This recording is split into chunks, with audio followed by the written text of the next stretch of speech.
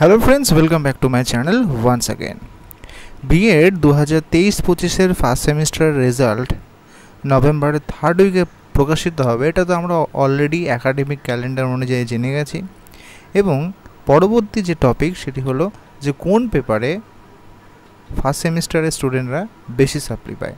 তো সেক্ষেত্রে বলে রাখি, আপনাদের একটি পেপার রয়েছে, সেটি হলো 1.1.5 অর্থাৎ যার নাম হচ্ছে আন্ডারস্ট্যান্ডিং ডিসিপ্লিন অ্যান্ড সাবজেক্টস।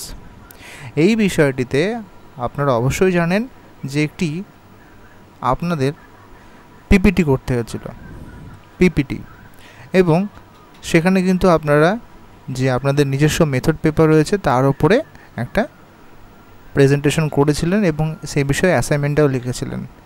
এবং দেখা গেছে রেকর্ড যে অনেকেই এই বিষয়টিতে অবহেলা করার কারণে সাপ্লি পায়।